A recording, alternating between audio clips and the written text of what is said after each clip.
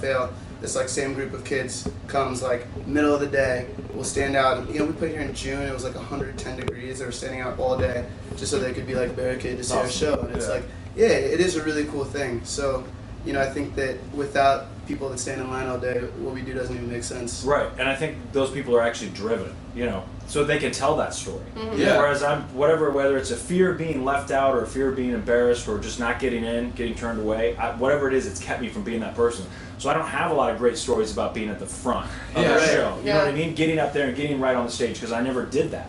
So yeah, God bless those people that do, because they got a lot more stories than me sitting in my Motel 6, listening to podcasts, sitting on Wu-Tang. I've seen them before. It's fun. Well, I think it also like changes over time, right? I mean, I feel like as we've kind of gotten further into figuring out this whole world and now being musicians that can luckily support ourselves off of our art, it's sort of like it's hard to re-access that like realm of fandom. Yeah, right. Where, it's weird to go back to being a fan of a band or like just going to a show.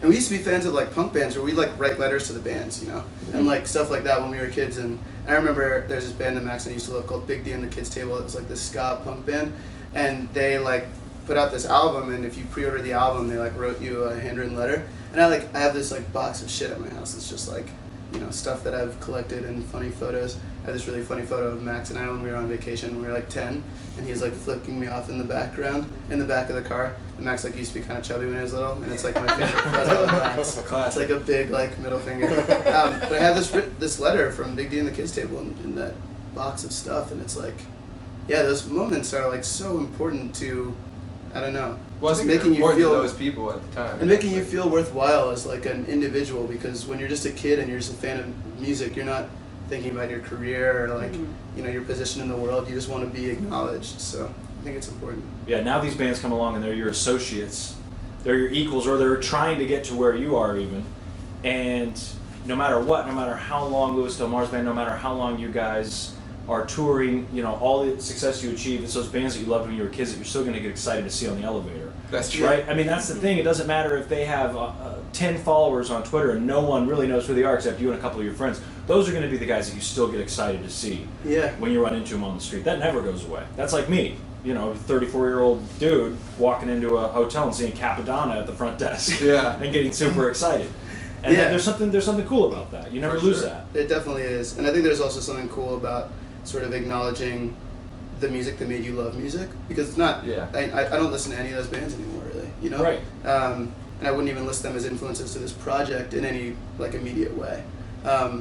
But they are like what first like stole my heart, and like was just like, wow, what is this? I think that's so funny how that changes and like warps over time, and it's really easy to become jaded. Really easy. Yeah, I think for everybody. I think not just even musicians. I think it's funny that you can always tell when we like meet a lot of people, just in general, strangers at shows, people that we work with, and you can always tell when someone has like maintained that like sense of wonder or found a way to access it over time. And I just like am always so inspired, appreciative. I just always recognize it when I just see an older person that still asks the same questions and is excited about, simple things that should excite people. Yeah, especially being on tour, it's like, now we go to Amsterdam and Paris. I'm like, I've been here a couple times now. Like, what's the big deal? I don't agree with that at all. I'm like always blown away by those places. Yeah. Okay, Amsterdam. I was trying to think of an extreme example, but it's true that you get used to going to like cool cities and different places all the time. Travel definitely becomes like a regular part of your life. Totally regular. And you don't ever think about, and honestly, travel becomes sort of a nuisance in a way, because you're literally always moving and it's not vacation travel. But then there's a totally opposite end of the spectrum for most people in the world where they don't ever go anywhere except for vacation maybe once a year, or maybe not even that. Yeah. And it's like, totally true that I think there's probably a medium in there somewhere that's nicer than just grueling it out on the road all the time. But I don't know. I also, we do a lot of tours where we tour with bands that are in buses and we're still in a van, and I like love that, because I think sometimes some of that wonder actually stems from just like traversing between the places, not actually the places themselves, but like being on the road and just like the really weird things that you encounter when you're driving everywhere you go. Yeah. It's awesome, and I think you'll hear a lot of musicians that have gotten to a bigger level tell you that they sort of miss that to one extent or another. Yeah. Well, I think even getting to this is only my third South by. Getting in here last night, I was like, all right, South by. And Jeriney was done with all of her broadcasts for the day, so I didn't get to come in here and see him when I got here late. I'm walking around and trying to figure out which shows I can get into. I ended up calling it over the night. I come over here today, and who's the first band? Oh, the Academic was the first band that came in today. I've never seen him before, never met these kids before, and he pulls out the guitar and starts singing. It's like at that moment, boom. Oh yeah, that's what this is all about. This is awesome. I do love this, you know. And I hate to sound really as cliched and cheesy as this, but it is about the music. And when you hear that and you go, oh, okay, yeah, there is something still really cool about this whole thing. All these bands, no matter what hotel you're at, what part of town you're at, you see all these guys that could be struggling artists who've never been to South by before, all the way to Wu-Tang Clan trying to keep a low profile. Yeah. But that's what it's all about, and all of a sudden it's exciting again. It is. It's not about the corporate sponsorship. That too. I think it's exciting just to be here still, and I always like, you know, I went to school in New Orleans, so I came here a bunch. You know, I used to busk on street corners here when there was no band or anything like that, just because it was like exciting to be here. Yeah, that's true. We came here as another band. Yeah, in a station wagon. Like, really small. We played in a backyard, like outside. We played in a bar where there was literally like it was the showcase we were like looking forward to playing, and there was nobody there. Nobody. There's nobody in the bar because they had just opened the bar and they didn't have a liquor license. Oh, that's and there was nobody in the bar. Yeah. And bartender was like, "Do you want a Gatorade?" And I was like, "No."